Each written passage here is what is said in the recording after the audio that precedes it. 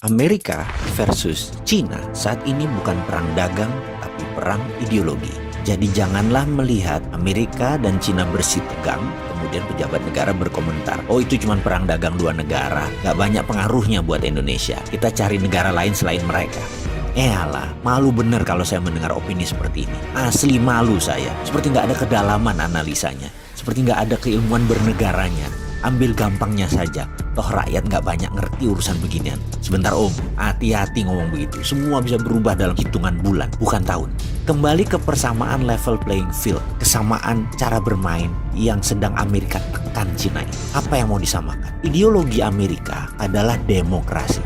Ideologi Cina adalah komunisme. Amerika adalah swasta murni atau disebut market driven. Cina adalah government driven cara mengelola ekonominya. Amerika adalah kapitalisme, China adalah state capitalism. Ini level playing field beda banget. Amerika ingin menerapkan demokrasi sebagai landasan berdagang dan menggunakan alat penekan tarif masuk tinggi. Saat ini terlebih dahulu terhadap China. Amerika sangat anti dengan state capitalism karena untuk menegakkan state capitalism harus menggunakan state authoritarian atau menggunakan kekuatan pemerintah represif tangan besi, menekan pasar, menggunakan kekuatan negara seakan menjadi fasis sehingga pasar bebas seakan tidak ada. Itulah kapitalisme melihat state kapitalisme, melihat negara berbisnis berbasis BUMN, gaya heavy on government dan less to private atau semuanya pemerintah dan kurangnya peran swasta adalah ideologi yang harus diterapkan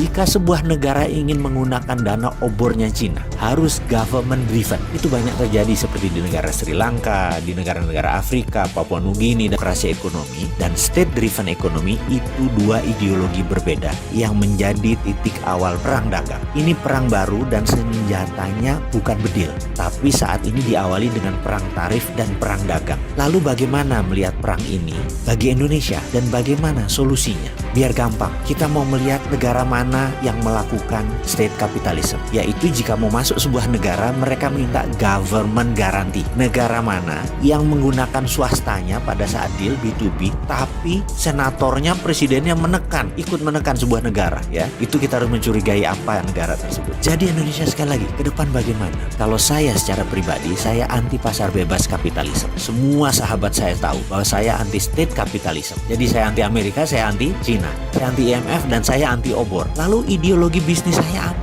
Ideologi bisnis saya adalah ekonomi Pancasila. Apa itu ekonomi Pancasila? Ekonomi Pancasila adalah ekonomi berbasis fair trade, keadilan, bukan free trade. Kembali ke topik perang dagang, state capitalism dan swasta pasar bebas. Tindakan Amerika melindungi swastanya, tindakan Cina melindungi komunismenya. Indonesia sekali lagi harus menerapkan ekonomi Pancasila berbasis fair trade. Diawali dengan membangun kekuatan dalam negeri, membangun kekuatan sendiri, membangun tanpa uang asing, tanpa teknologi asing. Stop menggunakan apapun berhubungan dengan asing. Tidak ada istilah foreign direct investment, tidak ada istilah ekonomi bergantung pada asing. Cukup membuat kebijakan ekonomi baru berbasis produk lokal.